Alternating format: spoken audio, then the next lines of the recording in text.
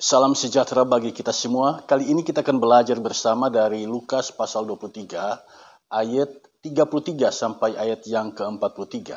Kali ini kita mau berefleksi dari 3 pertanyaan yang diajukan dalam MTPJ Gemim tanggal 10 sampai tanggal 16 April tahun 2022. Sebelumnya mari kita berdoa.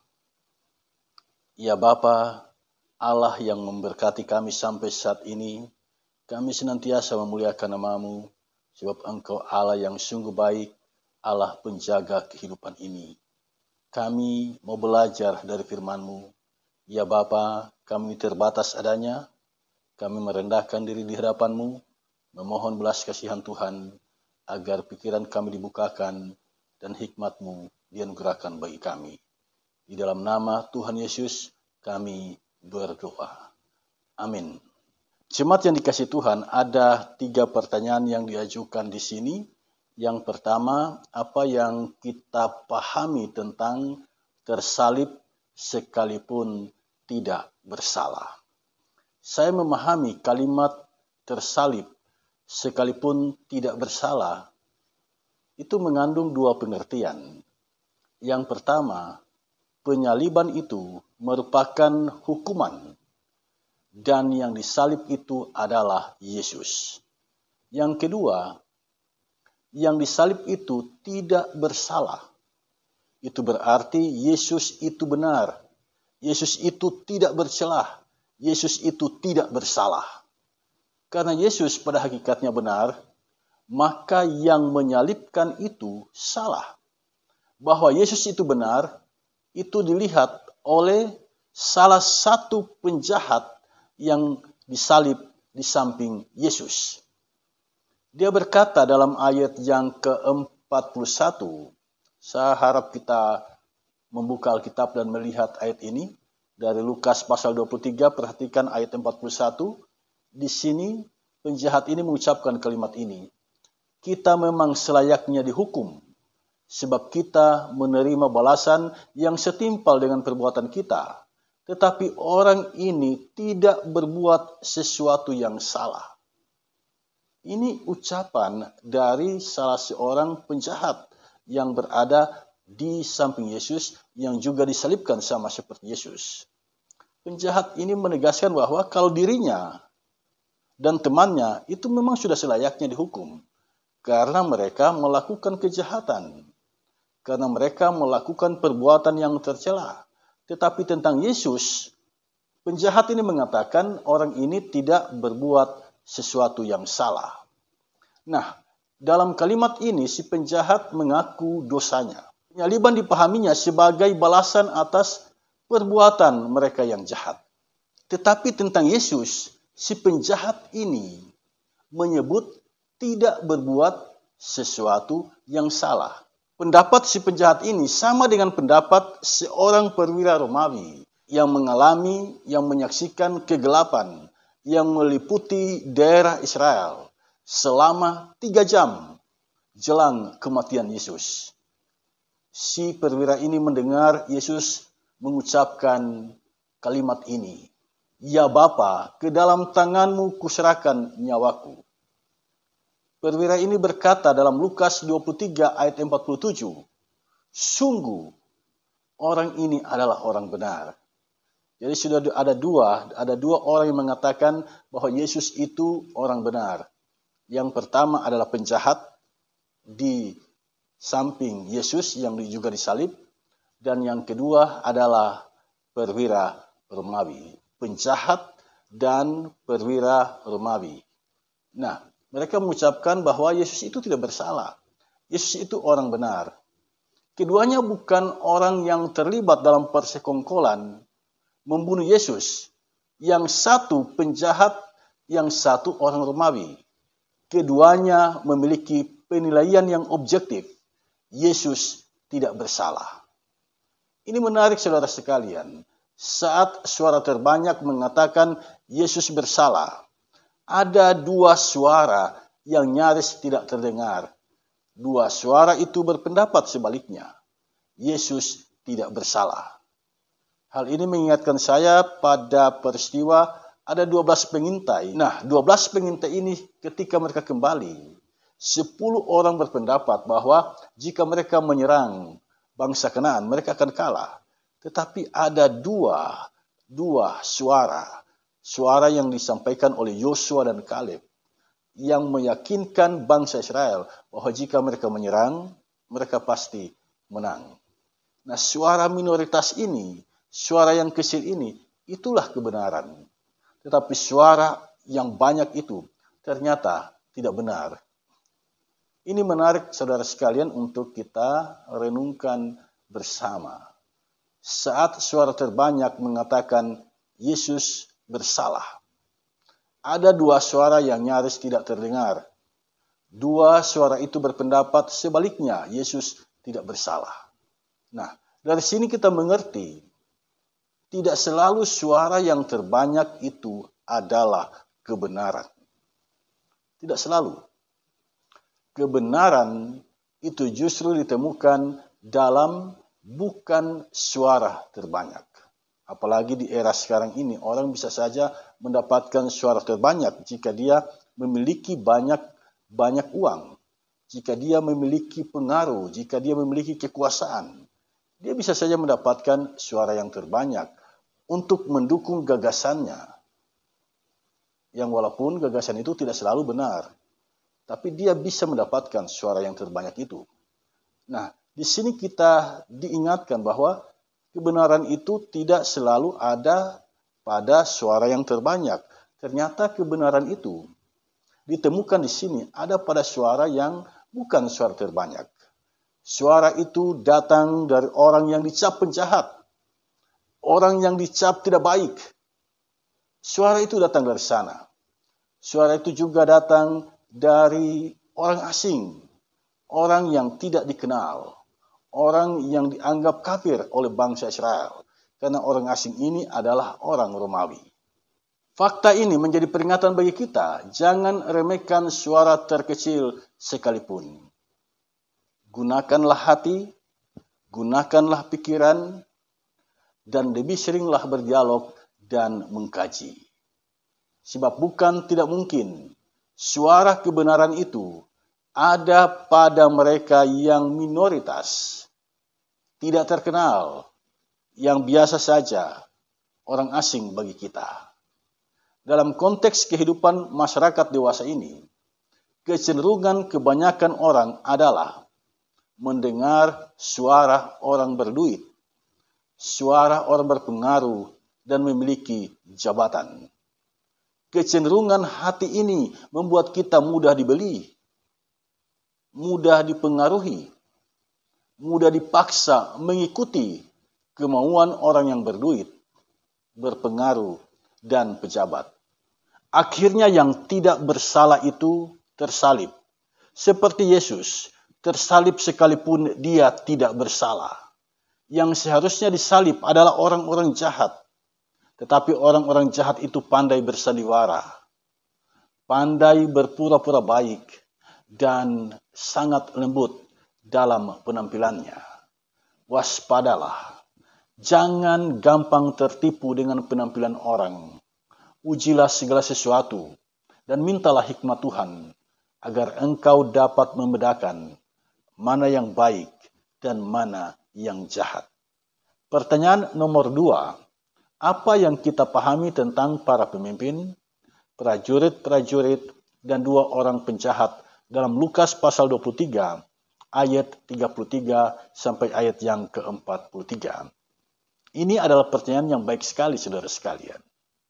Di sini kita bisa berefleksi, melihat kelakuan, melihat tabiat dari para pemimpin, prajurit-prajurit, dan 2 orang penjahat. Saudara, yang kita bahas pertama adalah para pemimpin. Apa yang dilakukan oleh para pemimpin dalam Lukas pasal 23 ayat 33 sampai ayat yang ke-43. Di sini kita melihat para pemimpin inilah yang menyerahkan Yesus kepada Pilatus. Mengapa mereka menyerahkan Yesus kepada Pilatus? Ternyata penyebabnya hanya satu. Kitab Injil Matius mencatat, mereka menyerahkan Yesus karena dengki. Karena dengki, mereka menyerahkan Yesus kepada Pilatus. Orang yang dengki adalah orang yang tidak senang melihat orang lain berhasil, melihat orang lain terkenal, melihat orang lain lebih baik hidupnya dari dirinya.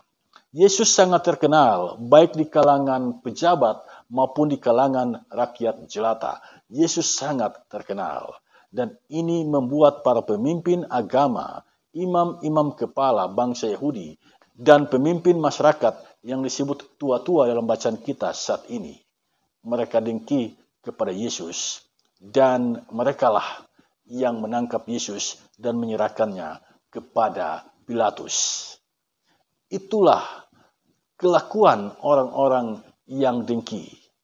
Karena itu ketika engkau lebih baik hidupmu dari orang lain, ketika engkau sukses, ketika penampilanmu baik, ketika engkau terkenal, waspadalah. Di sekitarmu ada saja orang yang dengki, orang yang tidak senang melihatmu berhasil. Nah, itu ada pada para pemimpin umat di kala itu, dan pemimpin masyarakat di zaman itu.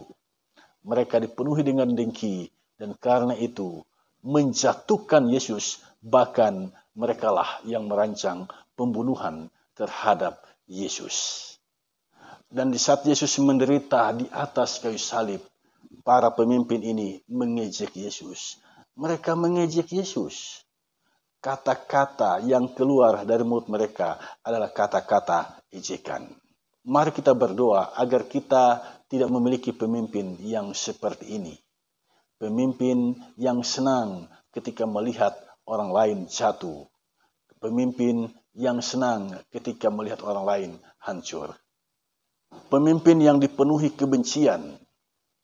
Pemimpin yang dipenuhi kedengkian.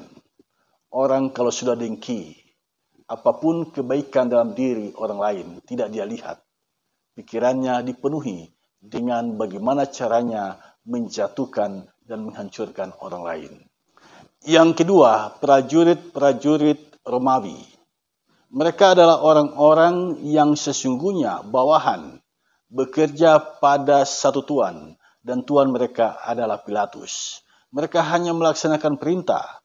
Menyalibkan Yesus adalah bagian dari ketaatan mereka pada pimpinan, dan mereka melaksanakan perintah untuk menyalibkan Yesus. Tetapi para bawahan ini, prajurit-prajurit ini, ternyata mereka punya kelakuan yang tidak baik. Ketika Yesus disalib, mereka membuang undi untuk mendapatkan jubah Yesus.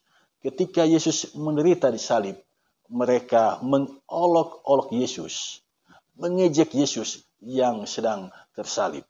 Jika engkau adalah seorang bawahan, hindarilah sikap seperti ini. Sebab orang lain jangan kau ejek, orang lain jangan kau rendahkan. Mereka adalah ciptaan Tuhan yang termulia, yang harus engkau hormati, yang harus engkau kasihi. Yang ketiga, dua orang penjahat. Penjahat yang satu, penjahat yang dalam penderitaannya itu, dia masih menghujat orang lain. Dia menghujat Yesus. Yesus, selamatkanlah dirimu dan selamatkanlah kami. Itu kata penjahat ini. Sementara penjahat yang satu, penjahat ini menyadari bahwa dia telah bersalah. Dan penyaliban adalah hukuman atas kesalahannya itu. Dia menerima semuanya itu dengan ikhlas. Dan dia membuat penilaian. Yesus adalah orang yang tidak bersalah. Yesus berbeda dengan dirinya yang bersalah. Si penjahat ini pada akhirnya menyesali dosanya dan dia beriman kepada Yesus. Yesus, ingatlah akan aku jika engkau kelak datang sebagai raja. Penjahat ini mengimani Yesus akan datang kelak sebagai raja. Itu berarti kematian Yesus bukanlah akhir dari kehidupannya. Dia akan datang sebagai raja. Jadi di sini kita melihat ada dua tipe manusia dalam diri dua orang penjahat ini. Tipe yang pertama adalah tipe orang yang sudah susah, yang sudah terpuruk hidupnya, yang menderita hidupnya, tetapi masih sempat mengolok-olok orang lain, menghujat orang lain. Tipe yang kedua adalah tipe orang yang melakukan kejahatan, tetapi kemudian dia sadar akan perbuatannya itu. Dan dia menilai orang lain itu baik, dia memandang orang lain itu baik. Dan pada akhirnya dia bertobat, dia beriman kepada Yesus. Nah, dari dua tipe ini, saudara masuk tipe yang mana? Kita semua adalah orang yang berdosa. Mari kita belajar dan mengikuti teladan penjahat yang kedua yang telah bertobat ini. Dia bertobat, kemudian dia membuat penilaian yang positif terhadap orang lain. Kemudian yang ketiga, dia beriman kepada Yesus. Sehingga karena imannya itu, dia beroleh jaminan dari Yesus. Pada hari ini juga engkau ada bersama-sama dengan aku di dalam Firdaus. Pada hari ini juga, bukan besok, bukan nanti. Jadi sesungguhnya kehidupan yang kekal itu bukan soal nanti, tetapi dimulai dari ketika kita beriman kepada Yesus dengan sungguh-sungguh dan menjalani kehidupan dalam ketaatan kepadanya. Pertanyaan nomor 3, bagaimanakah cara gereja menghadapi penderitaan di masa sekarang ini? Pertanyaan ini harus kita pahami dengan baik. Kita harus dapat mengatakan apa penderitaan yang saat ini sedang dialami oleh gereja. Apa sesungguhnya pergumulan yang saat ini sedang dihadapi oleh gereja. Secara global kita mengatakan bahwa kita sementara menghadapi bahaya, ancaman dari virus COVID-19. Nah, kalau itu yang menjadi ancaman gereja, maka bagaimanakah cara gereja menghadapi penderitaan yang diakibatkan oleh COVID-19 ini? Saya mencatat ada 3 hal. Yang pertama, gereja janganlah panik. Gereja harus tetap tenang. Mengapa? Sebab pemilik gereja ini adalah Kristus. Dan dalam ketenangan kita dapat berdoa kepada Allah Bapa di sorga, agar kita tidak tergoda untuk melakukan kejahatan di tengah-tengah pergumulan ini, di tengah-tengah penderitaan ini. Yang kedua, gereja harus lebih memperkuat iman warga jemaatnya, dan gereja harus memprioritaskan pelayanan diakonal bagi warga jemaatnya yang sedang mengalami penderitaan, yang sedang mengalami kesusahan karena pandemi COVID-19 ini. Yang ketiga, gereja harus selalu memotivasi umat untuk tetap berpengharapan. Berpengharapan bahwa perjalanan kehidupan kita ini dalam penyertaan Tuhan, sebab sebelum Yesus naik ke surga, kalimat terakhir yang diucapkan adalah, "Aku menyertai kamu senantiasa sampai akhir zaman." Penyertaan Tuhan ini sampai sekarang tetap berlaku. Di dalam Roh-Nya yang kudus, dia tetap bekerja, dia tetap berkarya di dalam dunia ini. Karena itu, sehebat apapun pergumulanmu, sehebat apapun tantangan yang sedang engkau hadapi, mintalah pertolongan Roh Kudus untuk menopang, untuk menyelesaikan pergumulanmu. Demikianlah jawaban saya atas 3 pertanyaan dalam buku MTPJ Gemim tanggal 10 sampai tanggal 16 April tahun 2022. Anda bisa mengembangkan jawaban yang telah saya sampaikan melalui channel ini. Semoga semuanya ini berguna, memotivasi iman kita, memotivasi diri kita untuk berjalan lebih baik lagi di sepanjang tahun 2022 ini. Kristus memberkati kita. Shalom.